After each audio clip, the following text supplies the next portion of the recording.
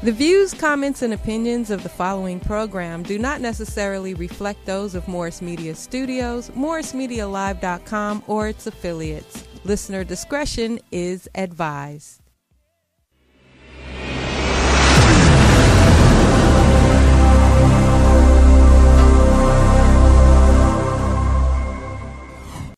LA, straight up. Just go out to LA.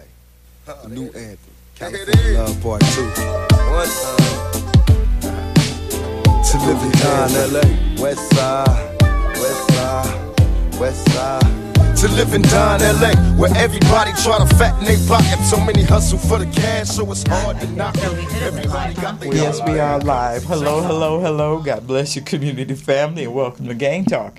As you can see, we're back tonight. We're live in the studio, and if you've been following us, you know last week we took that time to honor living a legacy to the African American community in Los Angeles, and that was on behalf of John Mack, our former police commissioner, and the leadership of the historic Los Angeles Urban League. And the amazing thing about that hour was that they came to open Black History Month for us our first year here with Morris Media.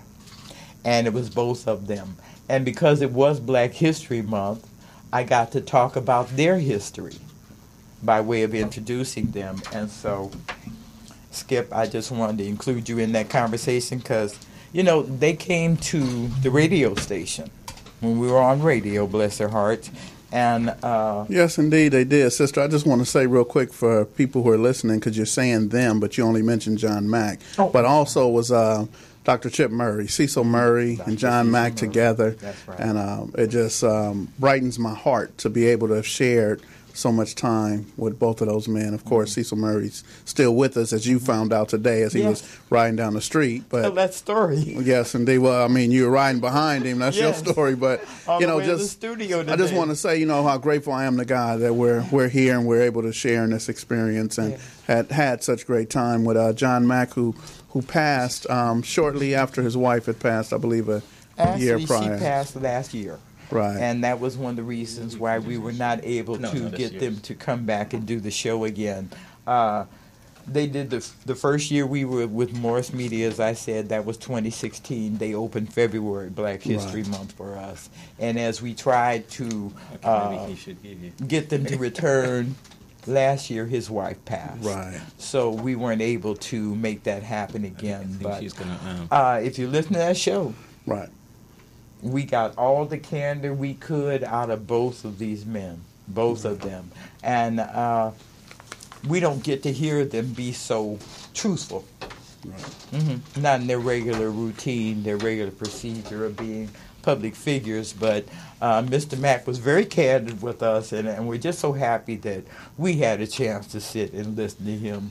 Yes, indeed, sister. Express the way he feels about things. So, yes, indeed. If you missed it, we want to encourage you to go and listen to it, because it really is historic to not only have both of these men join us in our community, but as I said, be so candid with the truth. Right. Yeah, that's the beauty about it. So, yes, God indeed. bless you once again, and welcome to Gang Talk, and thank you for paying attention. So, Skip, just want to thank you for being the co-host. Yes, sister, as always, I give honor and praise to God. Truly grateful to be here. It's a blessing, as I said earlier, a blessing not only to be here and be a co-host, but, you know, the wonderful guests that we have as well. And as you mentioned, John Mack, and we've had a number of wonderful people come through. So I'm truly grateful to God to be a part of this experience. Yes, absolutely. And, you know, we're going to start with the ladies first with our introduction, but we'll cover some common things that connect us all as we go into the show. So I'm Damisha. I lost my son 2 years ago, Jared Thomas. I'm a founder of the Forever 21 Fallen in His 20s Long Live Jared Foundation and Earth Angels. Yes, ma'am. Jennifer. Hi, I'm Jennifer Rivers. My son was Tevin Price. He was killed over the red Chuck Taylors 3 years ago. I just started the Tevin Price Foundation. It's all right. We're happy you're here. We're just doing introductions right now, but we're going to get into the deep part of this in just a minute. And, sir? I can tell how emotional it is for you, even so many years. My name is Peter Whittingham. I'm the commanding officer of the South Bureau Homicide Division. Commanding officer. I call you commander now? No, you can call me captain. Okay. I'm actually a captain of police with the Los Angeles Police Department. Just completed my 30th year. 30th year with the police department. That's wonderful. Last May. Well, we're happy about that. Looking forward to retirement. See, that's right where I was going to go. See, when you guys say 30 years, that's usually the last thing we hear, and then you're out the door. Well, I'll be out the door, but I won't be out of your reach. Okay. I won't be out of involvement in anything and everything I can do to continue to help this community in the healing process and whatever I can do to bridge a gap between this community and the police department. I want to say something committed to do before that. We get into that. Commander Whittingham was the lead officer. Captain. I'm going to promote him right here in this hour and call him commander, okay? Promote him right before he retire, huh? Well, he's going to retire, so, we're not calling him anything wrong. But, we stood together for Hannibal, okay? And you led that press conference that had so many of the soldiers Skipp and I work with that showed up for her. And then 3 weeks later, Jennifer calls me first thing Monday morning to let me know that 15-year-old Lamarion Upchurch, Little BZ, and his friend Manye Jackson were killed the first thing Mother's Day morning. And so they called me first thing Monday, and I met them on the corner. Dee Dee and Jennifer, they were already there, already involved. And so I say that to say how closely we're connected, because as Gang Talk ended its time on radio, we were on radio starting in 2009, you, Commander, were actually one of our last guests. Yes, I remember. Yes. And now here we are, connected again over the same issues that we were talking about then. So I just wanted to get the community to get a sense of how we are connected in what brings us here tonight. But before he answers that, also this Sunday morning, about Sunday morning, there's an 18-year-old girl that was shot and killed, 91st and Western. Yes. 18 years old. It's a triple shooting, but she died there. So, as you talk about the 15-year-olds, it's continuing in South L.A. And as the commanding officer of South Bureau Homicide, it's on you. It's on your shoulders. I wish I could say it was on my shoulders, but I, with all respect to everybody, it's on the shoulders of the community. Yes, it is. This is a burden that is on all our shoulders. And in spite of me as a law enforcement officer having the formal responsibility to investigate and bring to justice those who are responsible, by the time I get to that scene, it's too late. I don't want to be at those scenes. I have been to too many. And there's something that we as a community can do, hopefully as proactive prevention, and that is having a conversation with our young men, with our children, with our brothers, in some cases with our fathers. And that has to be a community responsibility. That has to be a responsibility shared by all of us. And we have heard it so many times about it takes a village to raise a child. It takes the village, it takes a community to save this community.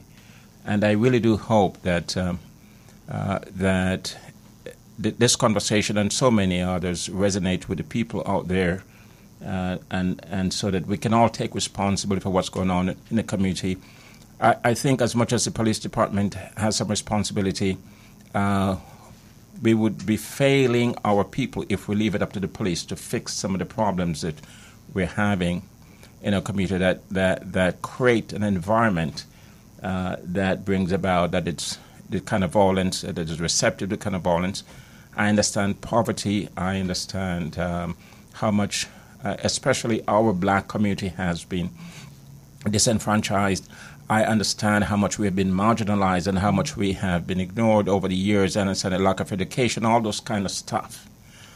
But I will suggest to you that in spite of all those things, we need to find other ways to resolve our conflict other than by violence. And that is the message that we need to send to our young men in the community. And Commander, I so appreciate and respect what you just said, but we didn't come to put all the burden on your shoulders. No, absolutely not. This is a shared. I understand. I do understand. Yes, it's a shared thing. And I asked Dee Dee and Jennifer to come tonight specifically to sit with you because their children were murdered, and we're about to do a very substantial event. This is what we want it to be. We're asking our victim families to come out a week from tomorrow to the corner of Manchester and Vermont and bring their children's shoes. As Dee says, she doesn't have her baby's shoes, but she has his clothes. And we really, I believe it's called, I don't want to misquote, but the essence is to show the shoes that they used to walk in. They used to walk the earth. They were with us. And so it's more of a visual image. Yes, this is it. This is a flyer, and I have posted this on Facebook, and we'll continue to do that because we are also asking the mothers that are interested to come at 4 o'clock next Thursday to participate in a group photo. We want to put the families out there so folks can see that they're not just nameless victims. They're not just nameless victims. So mothers, this is a call for you and your family to meet us next Thursday, a week from today, on Manchester and Vermont, so we can get this group photo before the event on Friday. Okay. The event is Friday at 6 o'clock, but we're asking for a group photo of mothers that want to come out and just participate in that photo. So this is the reason I ask our mothers to join us tonight, because folks seem to ignore it. This seems to be our biggest problem. It's like, oh, that didn't happen in my neighborhood. Oh, I don't know that family. Oh, I don't know that victim. Oh, it has nothing to do with me. Kind of attitude that's allowed it to just travel around all of our neighborhoods. So, right, people won't get involved until it happens to them. Exactly. Until it knocks at their front door. Right. Mm-hmm. And then they would get involved. Until then, they're not going to get involved. Yeah. Say that again. I said until then, they're not going to get involved. They're not going to care until it happened to their child, to somebody in their family. Long as it's not anybody in their family or their child, they don't care. Mm-hmm. It's like one in one ear, out the other. Meanwhile, we, the ladies and the fathers that have lost our kids, is out here fighting for justice for our kids and for everybody else's kids. Mm-hmm. Like you say, it's a village. It takes a village to raise these kids. I'm one of them mothers that I don't mind whooping other people's kids. Me either. Right. So one of the things Vicki Lindsay used to always tell us is get involved by choice and not force. Don't wait till this comes to your door, right? Mm-hmm. And, I think a lot of people do exactly that. Mm-hmm. I believe they go home every night and they lock their doors and they close their windows, and they really are, just the word, apathetic. Apathetic. They are apathetic to what's going on in the community. And I think what Captain Whittingham just said about talking to our sons, talking to our children, and every now and again we got to talk to our fathers. But I think more importantly what the trend is now is that we have to talk to our women. Right. We have to talk to our women. We have to talk to our daughters and our sisters. And let me tell you, the same way I just tried to drop that burden on the police department, I need to drop just a little bit of the burden on the women as well, because these individuals come home to someone. Right.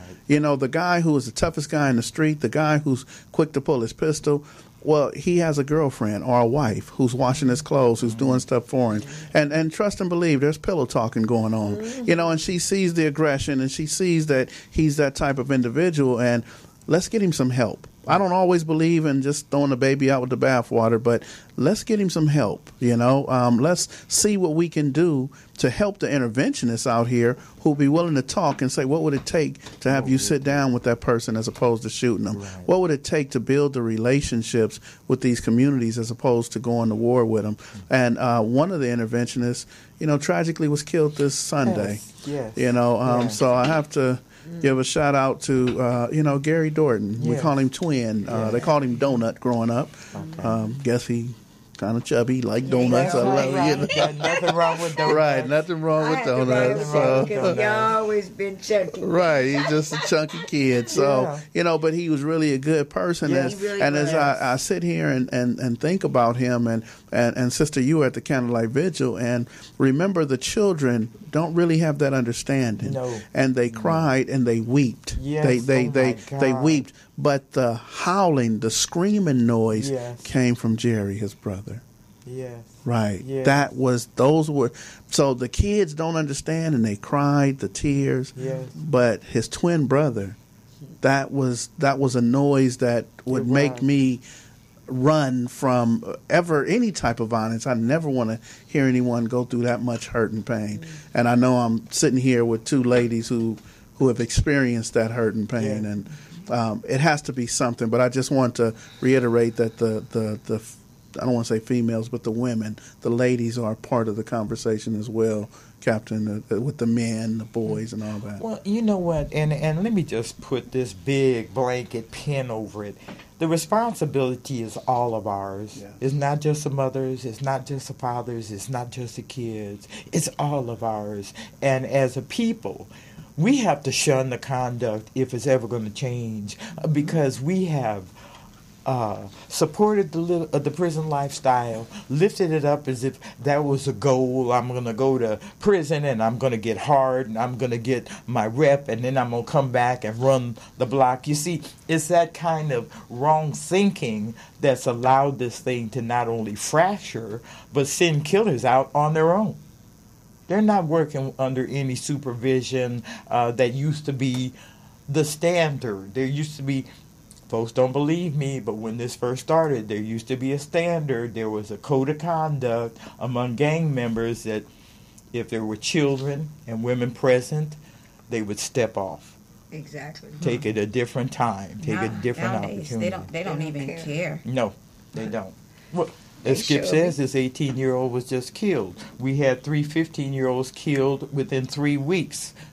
You see, and so there's no standard in this, and so it really takes all of us. Yeah, because I'm gonna say this: when I would never ever in my life think, and I've been around a lot of gang members all my life, and I never gang bang, but the ethnic to the gang banging is that you don't kill nobody in front of their mother. Right. And when them boys killed my son and shot him 4 times in his chest and his back, twice in his back and twice in his chest. I couldn't believe that. No. All I wanted to do was cut his throat off. Mm-hmm. And I'm going to keep it 100. I don't care if he did get 53 to life. If I could kill him in front of his mother and let her see and feel the pain that I feel every morning when I wake up. You think it would get a little better, but to me it gets a little worse. Because I was able to talk to my son before he died, and he said some things to me that won't go away. No. He kept saying, "Mommy, am I going to be all right? I'm not going to die, am I?" And I kept saying, "No, Tevin, look at me, look at me." He's like, "Mommy, it hurts so bad, I can't breathe." Yeah. And the 911 call, it took them almost 28 minutes to get to my son. Wow. Skip, you want to skip? So it's an issue with the and I have a big issue with that. Oh my gosh, a big issue with that. Okay, so one of the things that I know, and we can address this here, and I have an issue with it, and I've said it in front of Bob Green, who is the deputy chief. I've said it in front of Pat Gannon, that what happens, and we have the commanding officer here, who's actually been a gang lieutenant when I met him. So what actually happens for me, hurts the community. Yes. But law enforcement responds as the fire department. They have to post up down the street and wait for clearance. Exactly. Even though you know that the perpetrators have already gone and ran. But what happens is these responding officers, the patrol units who answer that call, what they do is they have to be mindful of the scene first. Right. They have to be mindful of the scene, and while the fire department waits, and then it takes, and correct me if I'm wrong, Captain, but it's going to take a supervisor to clear the fire department, and now that's going to take more than 6 to 10 minutes, and now it feels like, and I've had someone tell me it took 45 minutes for the fire department to get there, and Bob Green went and got me the sheet. He got the printout, and he said, Skip, it took 6 minutes before they called the fire department. Then it took the fire department 6 minutes to respond, and then it took us 5 minutes to get them to where that individual was. He said, so see, Skip, that was a little more than 15 minutes. But it seems like an hour to someone who's been shot and to the family who's waiting. It does. Exactly. And even for myself, when I got to the crime scene where my son was shot at, they wasn't even there. It took the police about 5 minutes before they even told me where my son was, and to end up arriving to California Hospital at the same time as the paramedic, to find out the next day that they dropped my son off the gurney. Right. Where was your compassion and your empathy at? So I have to maybe correct some of the things that Skip said. Just put it in perspective. Go ahead. We need you to do that. Yes, the only time that there is a need to clear the scene before paramedics respond to the particular scene is if there's an active shooter kind of situation. There's a tactical situation that would endanger the fire department. Then there may be. In this case, in the case that we're talking about, at the car wash, there was no such situation, and so I don't want to dispute the time because I don't have the information in front of me, but I would think it's 28 minutes is highly unusual for paramedics to respond. Right. Very highly unusual. Whatever the particular situation was at the time, I'm not sure, but I can tell you this, that it's not a case where officers respond to an incident where there is an injured victim at the scene. The first thing that they do request the paramedics and clear the path, pave the way for the response of our paramedic. And there's never a need for a supervisor to give that clearance unless, like I said, there is an active shooter kind of situation that would endanger. There are. I don't want to attempt at this point to explain every situation where there may not have been a prompt response by the fire department paramedics. There have been some situations where there have been, but like I said, even if it's 10 minutes to you as a mother standing there and seeing your son, 10 minutes can seem like a lifetime. So all I can say is that from my own knowledge and experience, the officers, one of the primary things that they do, the moment that they dispatch, the moment that the call comes out and there is information that there is a man down, suspect, a victim, injured, that's what the call would come out, suspect on scene, shots fired, suspect on scene. The RA unit would also notify fire department and they would respond. And in fairness to you, Commander, things had not always been the way you're saying right now. Of course. Of course, yes. Right. Yes. And I take that into consideration. I understand that there are some situations that are different, but generally, I want to make sure that it's understood that one, no, we don't leave paramedics at a distance and then clear them to come to the scene unless there's a critical active shooter kind of situation. And two, that there's never a need for a supervisor to give the Let me approval say for this, them. Commander, we're not holding you responsible. No, but you for can, all though. this conversation we're talking about. Well, If like you wanna I add said though, something, you know, he was the gang lieutenant for Southwest, Right, and right. I believe you went flying. You went to the airport for some reason, right? He was gone while we were having this conversation Okay. with Gannon and with Bob Green. He was gone. Yes, So yes, Elijah yes. Love was shot down the street from the ceasefire meeting as me and Taco are walking across the street to go get some water. And we see the fire department staged down right here in front of ceasefire. And that's where it came from. So that same when day, the fire department held accountable? well, what the captain told us You gotta say was that he something. wanted. The captain told us that he wanted to get clearance first.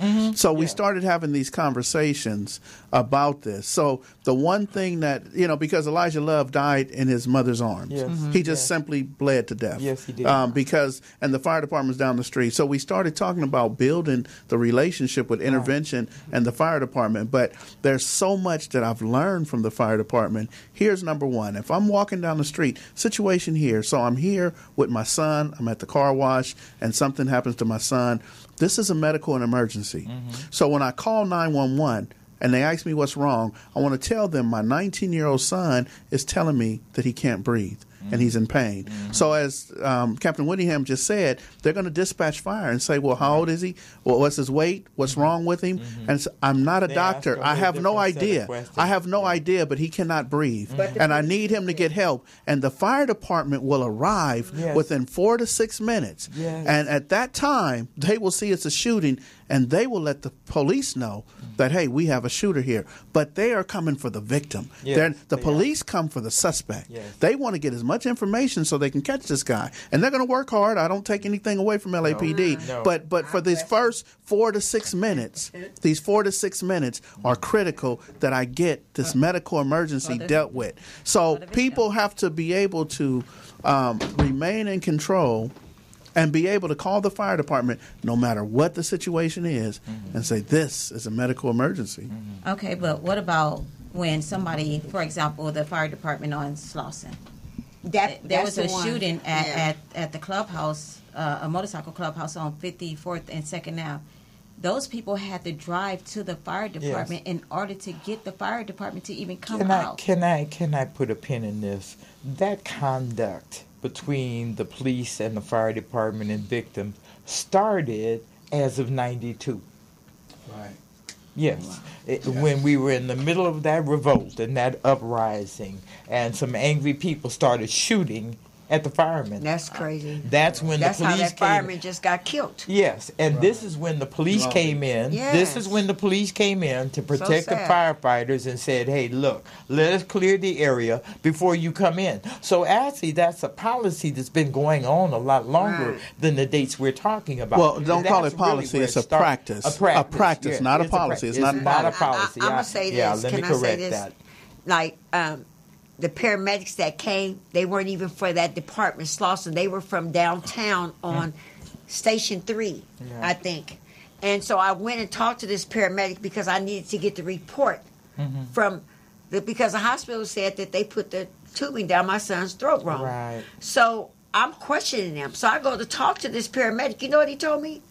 Oh, well, he's just like any other body that gets shot. Yeah, they're And very I really insensitive. wanted to take his head off because I told him, I said, you don't even need your job because you let me know that it doesn't matter. It could be an innocent child that got shot. And You're going to feel like they're a gang member and their life don't matter. This, So you know that's what, the attitude that he had. But the truth is, he's not the only one that's I been out of know. line with our families know. in this moment. But this is a man right here that can help us change those kind of policies. Yeah, they need to See, change because for that. me, no, look, Jennifer, my feeling is pull that cell phone out, take his picture, make sure you get his name. Right. You see, don't leave that facility And he when still somebody. wouldn't give me the report. But- and they still hiding it to today. They But- still wouldn't even give it to my attorney. You don't have a picture of him. You don't have his name. You I see, got his these are name. things. Okay, but see, these are the ways we have to help ourselves that can lead him to getting this fixed. See, we need to work in partnership as Captain Whittingham is here. Just we like they stood on dropped the her corner. son. Something need to be done about that. Something just like what? They dropped her son on his face. Okay. Yeah. They dropped him not on his face. He was shot in his head, and In they his turned head. around and dropped him off the gurney Off the onto gurney. On his head. his head. So to Again. me, I feel that the LA And it Fire made the Department bullet also move. played a part in my son's Death. Mm-hmm. Yes, they did. And then they The held on to the contributing autopsy factor. report on purpose for 6 months because you only got 6 months to sue the city. So even today, they say, oh, well, because he was shot in the head, he would have died anyway. Yeah. No, No. he wouldn't Oh. have. That's what they told me about my son, about the tube being placed in his throat. We need to go after They need to be these, held accountable. Yes. They need And- to be and accountable. And we're- I don't care if it's 5 years, 10 years, they still need to be accountable Jennifer, for that. we agree with you. The point is we have to identify these people so we can get them. We can't go after the whole facility. We got to go after the jerk Yeah, I that got to disrespected the me process. No, I personally, I'm think- going after the city Yes. themselves. Right. Yes. I'm going Because after it's the a individual systemic fire change department needs to and happen. paramedics because I that was agree wrong. with that, but we have to identify the perpetrator. Right, I get that, but They lied on the report. what I'm hearing from Dee Dee is that when they held up the autopsy for Yes, 6 months, yes. Right, to- they so did then that. that's something in the system Yes. that's going to work against the favor of the community. Yes. So even though this guy here who told you that he's a butt wipe, but the system that supports the butt wipes backs him is up. what we have Right. to change. We have to attack that system so this doesn't happen to any other mother. If we pay our taxes, we are entitled to customer service. Yeah. We are Exactly. entitled. Hannah Bell. Yeah. Hannah Bell's mother, Samantha, Yeah. should have been treated nicely and Different. given a ride to the hospital so she could have talked to her daughter before she passed. Right. There's so many things that we need to change. And then to get to the hospital and have somebody at the hospital my son tell was still her, talking tell this mother where on the you way can to see the your hospital. child in the morgue, where Right, you can and see that your was- child that in the was out of mortuary. It's like that's the person I want. That's the person I was demanding want. they had to let me see my son right then. I was not leaving. I was going to beat everybody up in the hospital. And see, that's the they person know I because they want. had to call the police on me. That's the person I want, and the ones that dropped your baby. Those are the So- people yeah, I so want. they- I don't want exactly, all they of dropped them. my I want son. the ones that are really that have no right to do that Right, job. but when they and dropped we my need son, to they didn't partner. think it was a video to Right, show proof. exactly. So there was a video of the shooting. There was a Yeah. video of them dropping my son. They lied on their report and said it was 20 to 30 people out there that was trying to attack them. And come to find out, it was only 8 to 12 people out there. What In year was fairness- this? In fairness, 2016, January the 2016. January 25th. 25th. I believe you were the captain then? Yes. Okay. There it is. Were you the captain? You was the yes. captain when Tevin got killed too. Yes, I So was. we need to And, take but care of I these also sat down with the No, police so- commissioner himself, which kind of helped me out and pushed my You got to case help the- us. So We got to get them. the concerns I'm hearing from Jennifer and Dee Dee are primarily concerning actions of the paramedics. And I'm going to speak out for Hannah Bell too. Yes, yes. we'll talk about Hannibal in a minute. yes. What I would encourage, in spite of the emotions, is to some understanding that this is not the norm. The incident that you have identified, and I'm not going to dispute the factual basis for your concerns, but I would suggest to you that this clearly is not the norm. Those are most likely isolated incidents, and to the extent that they occur, let me just say this, that I apologize, because I know how it feels for a mother, and if the slightest indication that there's something wrong that adds to the burden and the feeling that my son has been shot and there's some hesitation along the way, that adds to the pain. And so let me at this point apologize on behalf of the paramedics for anything that they may have done, intentionally or otherwise, that may have added to your pain. In the case with Hannibal, the mother, her mother, was right. Of course.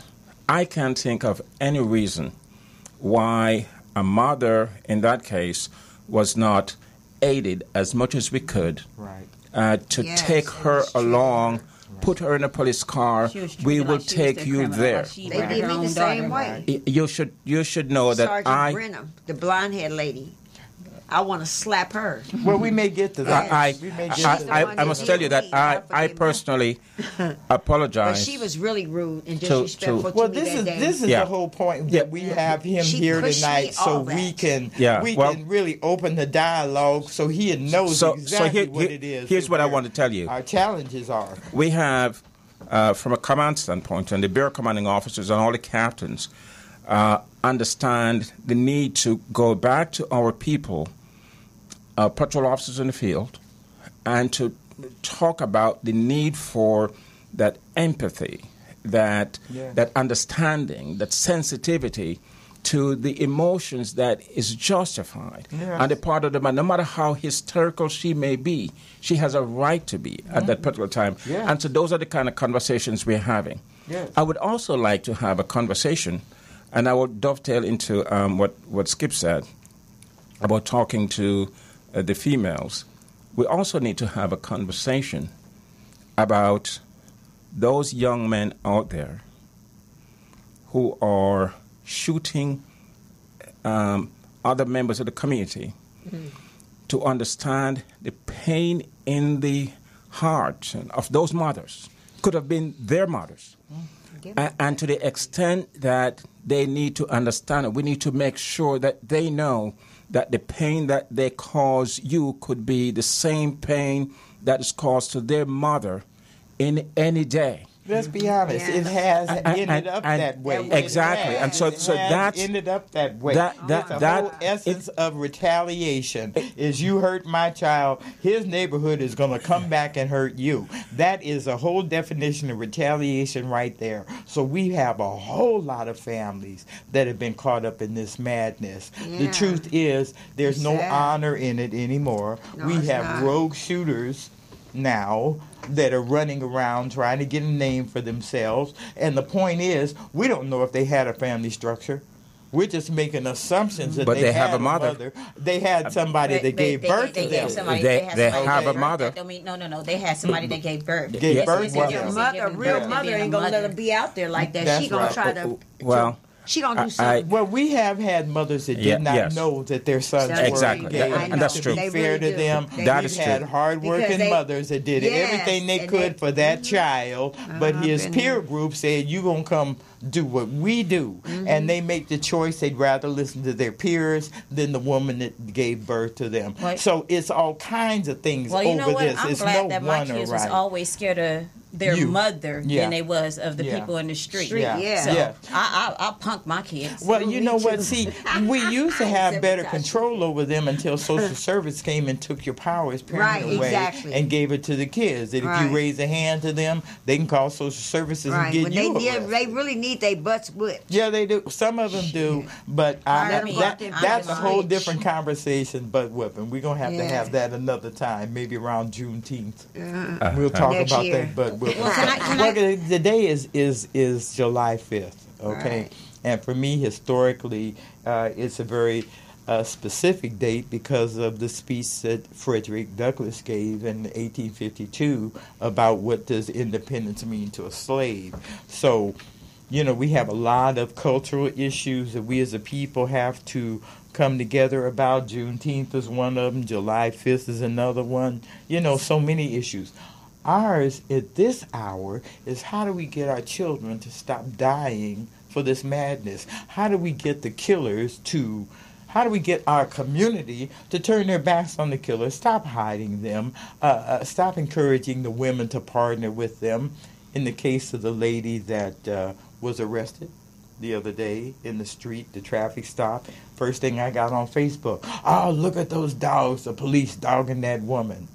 Well, they spread that around without knowing that she was wanted for at least 15 felonies involving with her male friends, including kidnapping. You see, so as we're looking at you with the stink eye for arresting her the way you did, the point is you took her in alive, but you did capture her, and that she does have a rap sheet that correlates with why you stopped her in the first place. So we can't just jump to conclusions without getting the whole story. I think that's the point I'm trying to make. But the sad part is we as people of color tend to jump to conclusions because sometimes, I'm going to say 80% of the times, the police do be harassing the people in the community. That's true. So therefore, that's why the community tend to have their guards up. But see, well, LA has that history. We have that history with LAPD, and because of men like Captain Commander Whittingham, we are making some changes. Not to the level that we would like them. They have not come overnight, but just to have him here talking to us represents some change that we could communicate with him. And the point of him being here is to hear the frustrations that now we can come together and work out a solution. So I appreciate that, but I must tell you that from where I sit, and I don't sit in a throne away from the community. I'm a part of this community. Yes. I have dedicated the last 30 years of my life to this community. Skipp talked about my work as a gang lieutenant in Southwest, and I have been involved in this movement from the inception. Bo Taylor was my partner in this movement. And so from the inception of Summer Night Lights and Ceasefire and what has now evolved into GRID, I was there from the beginning. And it has always been my goal to educate our youngsters, develop mutual respect between police and the community, and to make sure that we treat the police, members of the community, as we would treat members of our family. I don't agree that, in spite of the changes that we made, that we have an 80% case of harassing members of the community. There is still some incidents of that, but I don't think it's to that level. And so what we as mothers need to tell our youngsters, that not all police officers they are bad.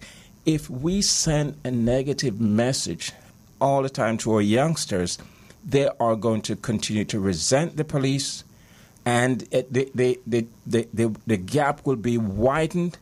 And so to the extent that there are some legitimate cases, let's talk about those cases. I appeal to you because I think the message that is lost between the parents and the sons. The lost between the parents and some of the daughters.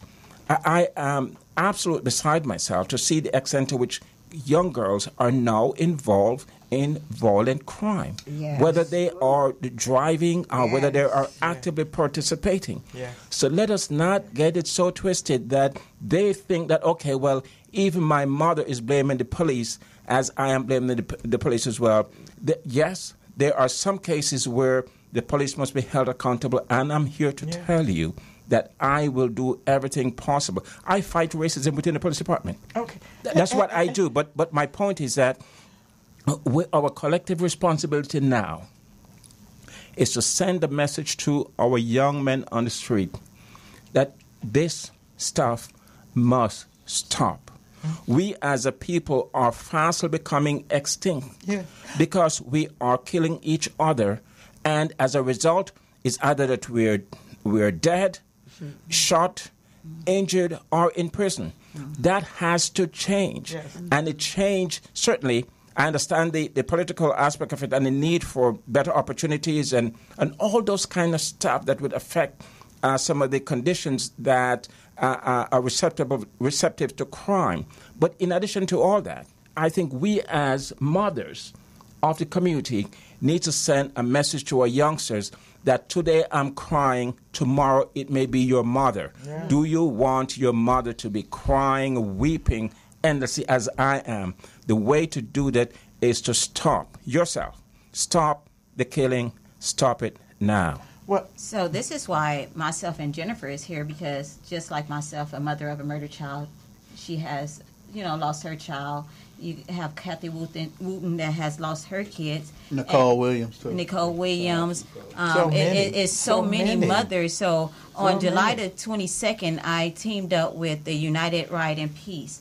And we're going to do a community ride, and we're going to hit 3 locations where 3, black men were shot. And we're going to end up at a park after the ride, and I'm going to dedicate that picnic to all murder victims. Beautiful. And this is going to be it's going to be a celebration of life, and I'm going to do this yearly. And my son's birthday is next Saturday, and I was going to do a walk, and I was like, well, why not get involved with the United Peace Ride and get other parents involved, right, and make this a big event, and let's get out here and make a statement how we're tired of these people killing our kids. Yeah, because they did that peace I don't know ride if you know, too. for the past 3 years, I have been at the front end of organizing our Day of Remembrance. For 2 years, we were in Liberty Park. Last year, we had that march that traversed the route and stop at different locations where we've had victims killed, and we joined together with members of the community to pray for those families, and then ended up at Harvard Park. Again, working with my very good friend Lawanda, who's a representative of the mothers of the community, and certainly with Lindsay. I hope she's doing well. Vicky, I hope Vicky's doing well. Give Cry No More and Justice for Murder. Yeah, give her my love, and hope that she'll return to the fight, because I know that means so much to her. But my point is that, again, we, to the extent that we can on the police department, have a different mindset in terms of what it means to show empathy and partnership with the community. Help us to do that. Help us to continue to do that. Let's segue into what you can tell us about the 3 15-year-olds that I've been stalking you about. Lamariana Upchurch and Manya Jackson, and certainly Hannah Bell. Anything that you can share with us in the time that we have left? Okay, so again, as I said recently, that it was such a shock for me, and I know for the mothers, on Mother's Day, to hear that their sons were shot. And on that occasion, there were four victims, all 15-year-olds who were shot. Unfortunately, Upchurch and Manier died as a result of their injury. Right. And as I told the mother and the family, we committed, as we do with all cases. Sometimes we're more lucky than others. And in this particular case, as was in your case, we had some help from the community. This is where you can help. Be angry as the mothers are. Be upset as anybody. Turn them in. Be upset as the police officers may be, and show that this will not be tolerated in your community. And the best way to do that is a simple, anonymously, whatever you can, provide any information that you can to the police. And it was because of information provided by members of the community that led us to different pieces, and having pieced those clues together eventually led us to the arrest of the suspect, who was the trigger puller in that particular case. There may be others out there who may have some indirect involvement. We're also looking for those individuals. Right. In fact, in your case, with your son as well, it was information that from the community that eventually led to the arrest of those 3 individuals. And you know what? Let me add this in. And that is what I'm encouraging. Yes. If we are going to take back this community, to bring a semblance of peace and reduce the fear, reduce the violence, create an environment where mothers can really feel safe that their sons are out there having fun with their friends, and they're going to come home at midnight or whatever time, we need to make sure that we as members of the community provide the information that is necessary to get these killers off the street. And what I really want to emphasize, when you told me the story about this, you said the community very quietly assisted you with information. They didn't go stand out on the corner with a bullhorn and say, "Oh, I know who did it." They didn't do that. They came very quietly. And we really want you to hear that word, family. They came forward very quietly to assist the police in getting this murderer out of our neighborhood. Because and so that's our question to you. Can you do it quietly, softly, any part of it, anything but holler and make yourself a target. We're not trying to get anybody's life at risk, and this has been one of the reasons that we've kept our mouths shut, because we're afraid that we or our family could get caught up from becoming a witness. Mm-hmm. So that word quietly becomes very specific. So for me, I feel, I'm going to take your word, Whittingham, compelled. I heard you say that earlier. Yes. I feel compelled to speak on this behalf because, especially in the case of Jennifer, as she's there with her son, the young girl from across the street came over ready to fight and call you a snitch as you talking with the police. So I just want to say that when we talk about the community getting involved and giving the police information, that there is underlying lack of trust. A lot of it isn't just from the gang culture. A lot isn't because, oh, well, you gang, which is the gang culture. If you've ever been to jail or to prison and you've committed crimes, then you're off limits. You cannot ever go to the police and say whatever.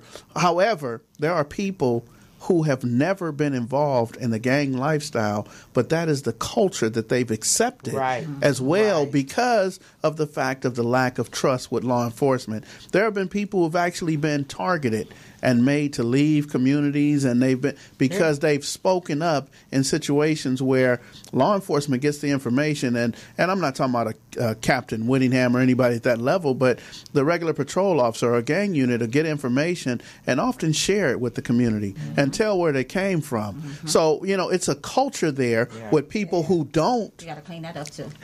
Right, yeah. No, that's a good friend of mine, so I know I could just, But real quick, let me land first, that the culture that with the people who will not, who've never gangbanged, never been involved, that will not feel comfortable with the police, there's also a culture in law enforcement that has to look at our community different as well and be able to appreciate that you have relationships with grandmothers and mothers who will come forth and say, I know it's little Johnny or little Tim, but we have to appreciate the relationship with both. And if we don't have that appreciation, then once again the scales are unbalanced and it's one-sided. Well, this is the sensitivity that we're talking about, because if that officer's insensitive to my trauma, I'm not giving him anything but a hard time. We want to be real clear about that. Sister, I will tell you, and Skipp, I will tell you this, and let this word go out for everybody to hear.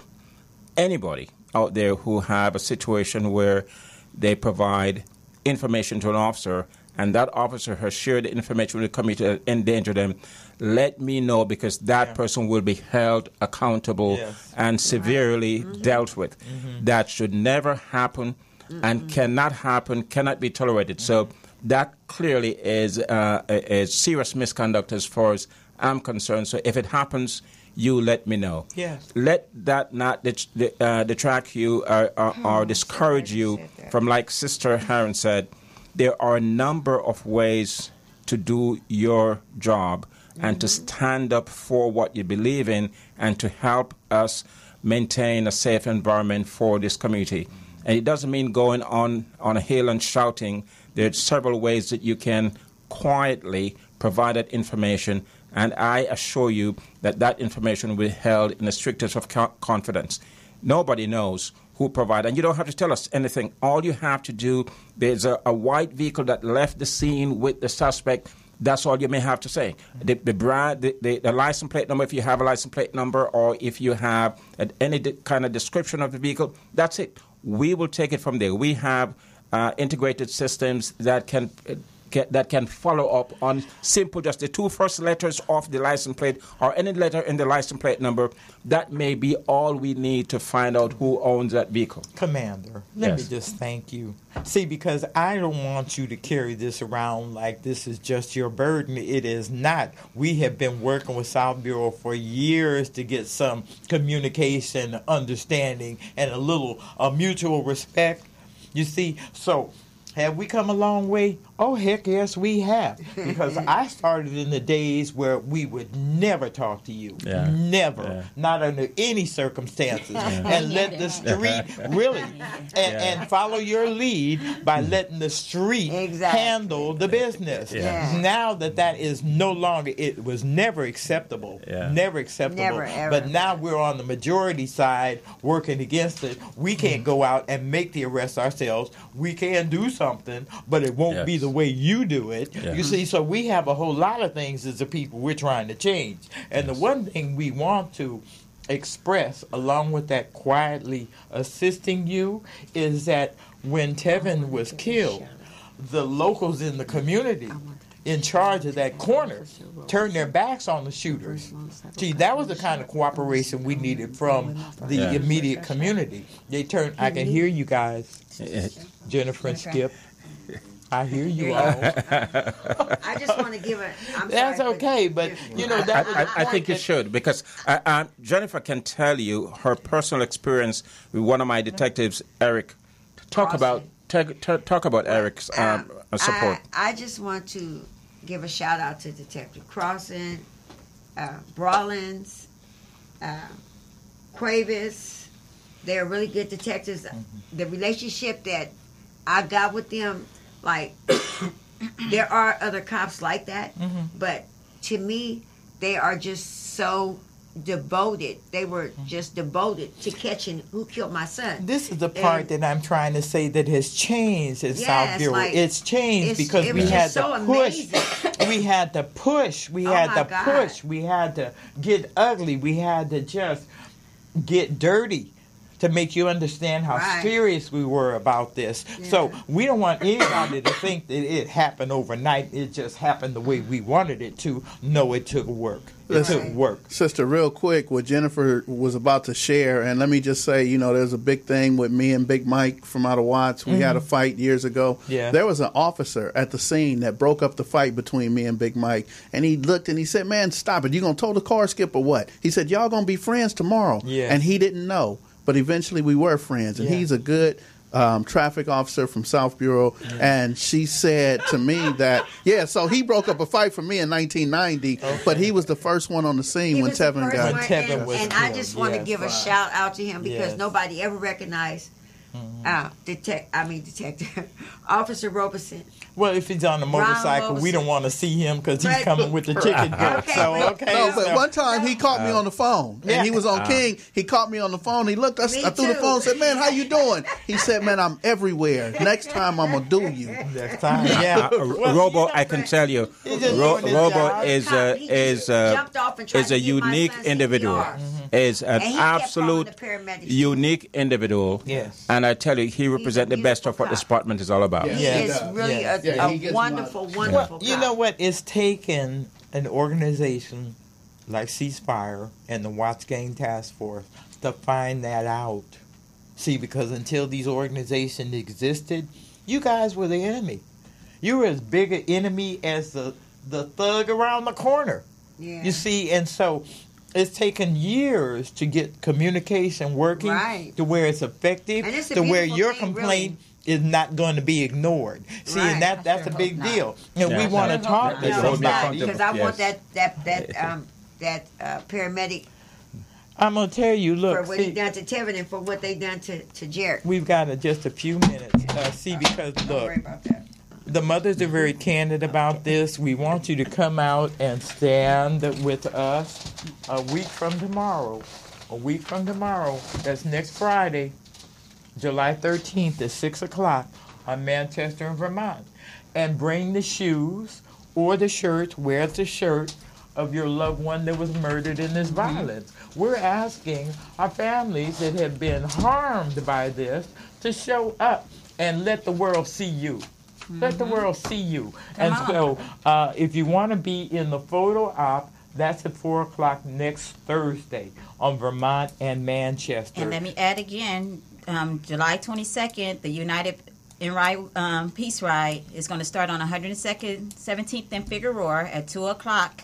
We're going to hit 3 locations, and we're going to end up on Compton and El Segundo for a Celebration of Life picnic afterwards. We will Sunday, announce July that the again. 22nd. Because actually Sunday is what, Skip? This Sunday? Yeah. This is our Safe and Sober Summer Water Giveaway, the kickoff. We're going to start Crenshaw and Manchester, City of Inglewood. We're going to meet up at 3:30, and we are praying and starting at exactly 4 o'clock. So this is going to be, Sunday. Sunday, July 8th. July 8th? Okay. Manchester and Crenshaw, bring a case of water. Life we save may just be our own. Mm-hmm. And then the Peace Ride is always the last Sunday in the month. The fourth Sunday of the month. Fourth Sunday, right. 2 p.m. 117th and Figueroa. We'll announce that because the Upfest is a very big deal now, and it's very positive. It's an outstanding experience to see the cars and the bikers come out and join in this. So we'll make sure we remind folks about the 22nd. Thank you. And thanks again for the invite. It's great being here. Jennifer, nice. Again, my condolences. A long time. I really appreciate being here. It's okay with the rocks I was throwing? Keep them coming. Keep them coming. Because I want to make sure you get on the city fire department. Yeah, I will tell you, anytime, it doesn't matter, anytime at all, whatever, no matter how uncomfortable question, I will be there. And that's the whole point, is to bring this him is here not so personal. he can communicate. This is not personal at all. Yeah, I know not. this is not. I will leave you with this, and to the committee out there, please help us. Help us to keep our community safe. Help us to save our young men. Yes. Talk to your young men. Talk to your brothers, your fathers, your uncles, whoever is out there creating violence and taking lives. It must stop. Yes. Now. It must. And I want to say for everybody, keep your head to the sky. All right. Yes, indeed. God bless you, community family. We're out of time. Thank you for listening, and we'll be back next week.